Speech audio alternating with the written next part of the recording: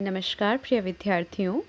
आज मैं फिर से एक बार आप सभी के समक्ष औपचारिक पत्र लेकर उपस्थित हूँ, जिसके अंतर्गत हम संपादक के नाम पत्र कैसे लिखें इस पर बातचीत करेंगे। संपादकीय पत्र कैसा होता है, उसकी क्या विषय वस्तु है व उसके कौन कौन से प्रकार हैं, ये सभी चीज़ों पर हम बातचीत करेंगे। आप सभी जानते हैं कि हालांकि मैंने पिछले वीडियो में आप सभी को स्पष्ट किया था कि पत्र कैसा होना चाहिए। देखो, पत्रों के द्वारा क्या होता है कि हम अपने मन के विचार को एक स्थान से दूसरे स्थान पर पहुंचाते हैं, एक से दूसरे तक अपने भाव को व्यक्त करते हैं। और अच्छा पत्र तो उसे कहते हैं जिसमें लिखने वाले ने अपने विचार प्रभावशाली ढंग से प्रकट किए हों। और अच्छा पत्र वही हो सकता है जो संक्षिप्त व सुस्पष्ट हो। हाँ, तो अच्छा पत्र वही होता है जो संक्षिप्त सुस्पष्ट हो। ये मैं पिछले अपने वीडियो में बता चुकी हूँ, उसका लिंक मैं आप सभी के समक्ष यहाँ पर फिर से शेयर कर दूँगी एक बारी, जिससे आप सभी उन बिंदुओं को फिर से दोहरा लें कि पत्र लिखते समय हमें किन किन बातों का ध्यान रखा जाना चाहिए। आइए आज हम शुरू करते हैं। संपादक के नाम पत्र जब लिखते हैं तो क्या क्या चीज़ें होती हैं, उसकी क्या विषय वस्तु है, क्या प्रकार है और कैसे लिखा जाए। तो संपादकीय पत्र की जो विषय वस्तु है, तो इसमें क्या होता है कि इस प्रकार के पत्रों में जैसे बिजली का बार बार जाना, और मोहल्ले में गंदगी, बढ़ती चोरी डकैती, ये सब जो बिंदु हैं।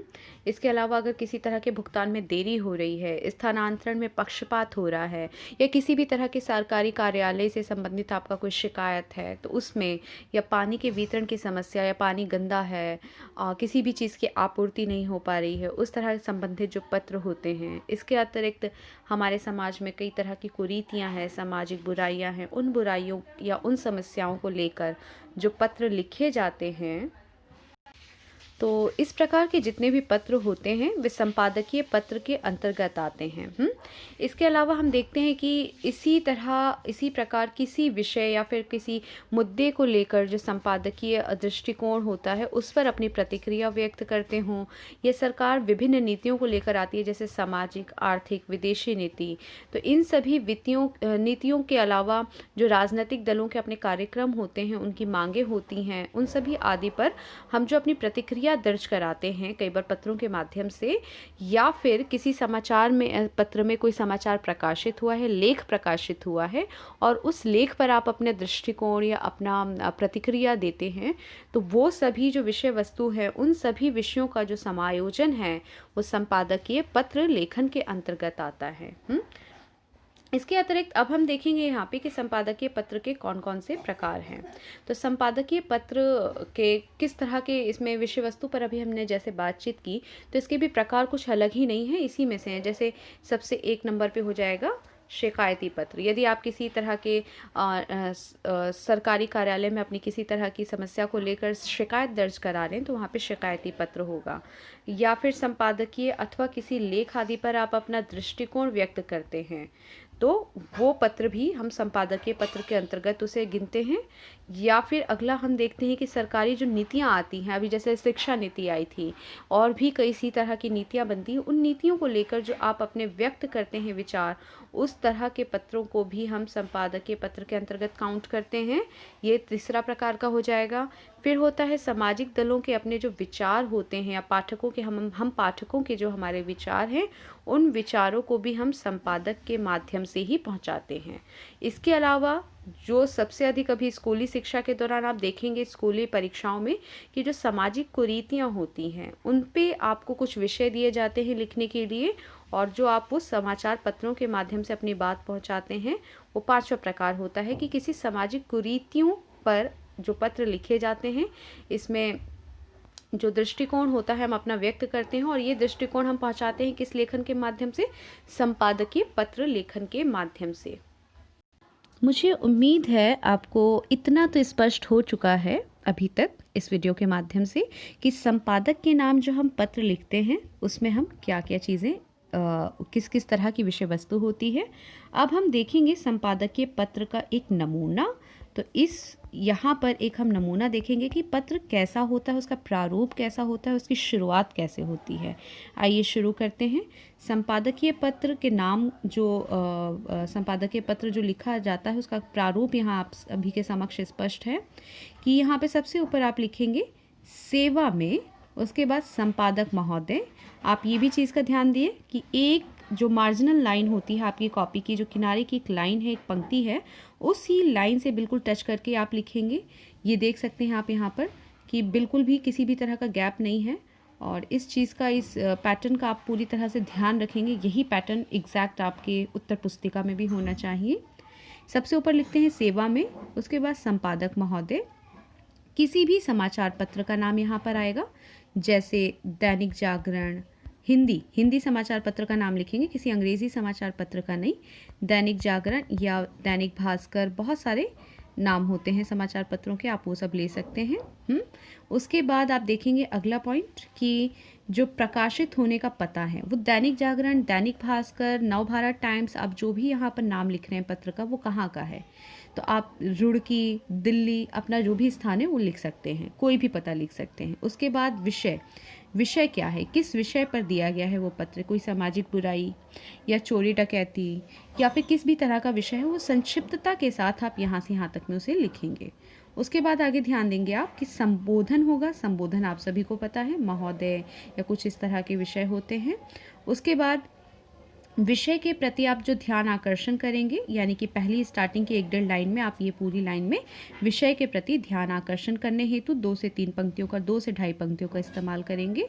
उसके बाद मुख्य विषय वस्तु अगले पैराग्राफ में आएगा, और तीसरे पैराग्राफ में आप उसका समापन करेंगे कि मुझे आशा है आप मेरी इन समस्याओं की तरफ ध्यान आकर्षित करते हुए हमारी इस समस्या का समाधान अवश्य करेंगे। कुछ भी इस तरह की पंक्तियाँ, मैं आप सभी को वो पंक्तियाँ बता दूंगी।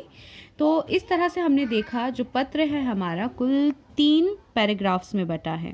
पहले पैराग्राफ में शुरुआत, दूसरे पैराग्राफ में विषय वस्तु, मुख्य विषय वस्तु क्या है उस पर बातचीत, और तीसरे पैराग्राफ में समापन। तो इस तरह से आप अपने पत्र को 3 अनुच्छेद, 3 पैराग्राफ में बांटेंगे। ये भी एक पैटर्न का एक महत्वपूर्ण हिस्सा है, इसका भी अवश्य ध्यान रखेंगे। आगे ध्यान देंगे कि धन्यवाद लिखना है आपको, उसके बाद भवदीय क ख ग। मैंने पिछले वीडियो में आपको बताया है, यदि आपका नाम आपको परीक्षा प्रश्न पत्र में नहीं दिया गया कि आप राहुल हैं, आप सीमा हैं, कुछ भी इस तरह का नाम नहीं दिया गया, तो आप क ख ग लिख सकते हैं। और अगर आपको नाम दिया गया है कि आप राहुल हैं या आप सीमा हैं, आप जो भी हैं, नाम दिया जाता है प्रश्न पत्र में, तो आप अपना नाम यहाँ पे वो लिखेंगे जो आपको प्रश्न पत्र में दिया गया है। उसके बाद यहीं पर ये नाम आना है, फिर आपका पता आना है। और ये ज़रूरी नहीं है कि आप अपना पता यहाँ नीचे दें, आप अपना पता ऊपर भी दे सकते हैं यहाँ पर। और यही सबसे सही पैटर्न आजकल माना जा रहा है कि यहाँ पर ज़रूर, बल्कि मैं यही बोलूँगी क्योंकि मैंने पिछले वीडियो में भी आपको यही वाला पैटर्न बताया है कि रिसीवर्स एड्रेस, यानी कि जिसको आप पत्र भेज रहे हैं उसका पता लिखने के बाद, दिनांक लिखने के बाद, उसके बाद यहाँ पर आप दिनांक लिखेंगे, और दिनांक लिखने के बाद आपको अगला अपना पता यहाँ पर ऐड करना है। दिनांक के बाद विषय से पहले, जस्ट विषय से पहले अपना पता, ठीक है। वहाँ नीचे ना लिख के आप यहाँ पर अपना पता ऊपर लिखें, क्योंकि यही पता आपके विद्यालय में यही पैटर्न आपके विद्यालय में चल रहा है, तो आप इसी पैटर्न को आप फॉलो करेंगे। सबसे ऊपर रिसीवर्स एड्रेस, देन डेट, और उसके बाद सेंडर्स एड्रेस कहते हैं हम, यानी कि अपना पता। आप जो पत्र भेज रहा है वो अपना पता यहाँ पर लिखेगा। इस तरह से क ख ग लिखने के बाद, यानी कि भवदीय क ख ग जब आप लिख देंगे तो आपका पूरा पत्र यहीं पर समाप्त हो जाएगा। ये जो चीज़ें हैं ये आप ऊपर लेकर जाएंगे। कहाँ पर? पत्र में रिसीवर्स एड्रेस, यानी जिसे आप पत्र भेज रहे हैं उसके पता लिखने के बाद दिनांक, फिर अपना पता।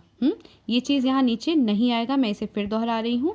हालांकि नीचे लिखेंगे कोई गलत नहीं है, लेकिन आप नीचे ना लिखें क्योंकि आपके सारे पत्र एक ही पैटर्न पर आप चलाएं कि आप अपना पता व रिसीवर्स एड्रेस और सेंडर्स एड्रेस दोनों ऊपर रखें। आइए एक नमूना देखते हैं कैसा होना चाहिए। प्रश्न है आप सभी के समक्ष कि आजकल दूरदर्शन पर जो प्रसारित कार्यक्रम में बढ़ती हिंसा, अर्धनग्नता और का बोलबाला बढ़ता जा रहा है, इन कार्यक्रमों के प्रसारण पर रोक लगाने हेतु आपको अनुरोध करते हुए किसी प्रतिष्ठित समाचार पत्र के संपादक को पत्र लिखना है।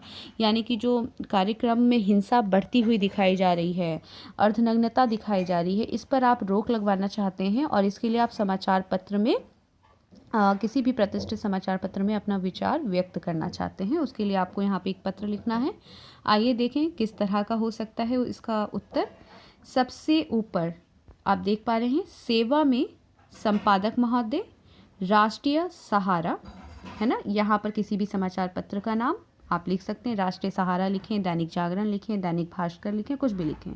उसके बाद एड्रेस सिंपल एक शब्द, सिर्फ नई दिल्ली, रुड़की, देहरादून, कुछ भी आप लिख सकते हैं। इतने से ही एड्रेस काफ़ी है, पूरा एड्रेस लिखने की ज़रूरत नहीं है।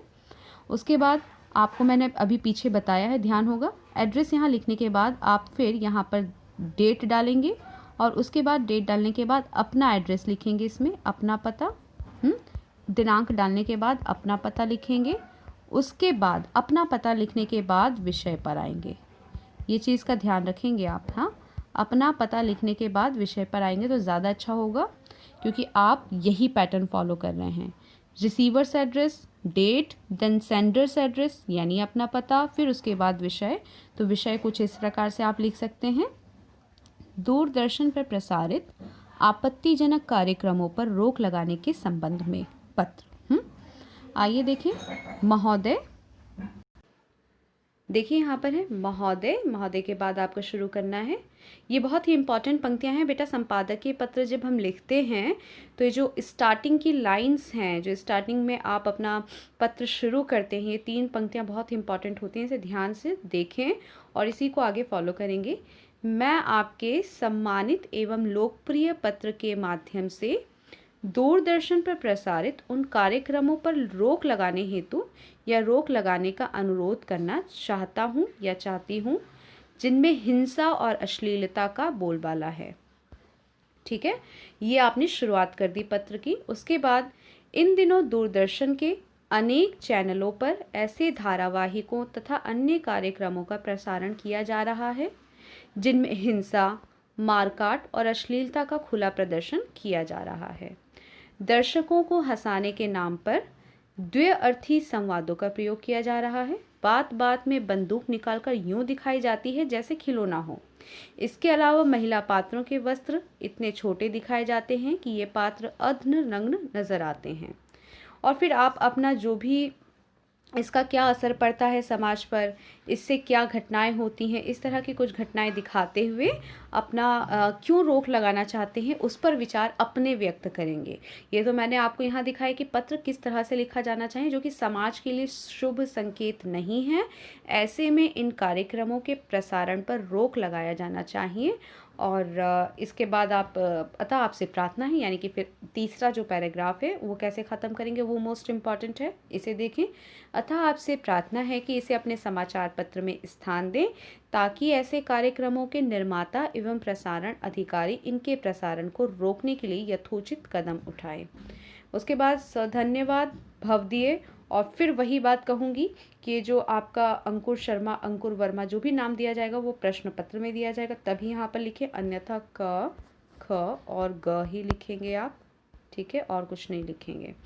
उसके बाद जो आपका पता है और जो दिनांक है वो ऊपर लिखेंगे आप। ठीक है, तो इतना ही आज की कक्षा के लिए। मुझे उम्मीद है आपको संपादकीय पत्र लिखना आ गया है। सबसे इम्पॉर्टेंट है कि अंतिम जो अनुच्छेद है, तीसरा अनुच्छेद, उसको कैसे लिखा जाए ये यहाँ से ध्यान रखें।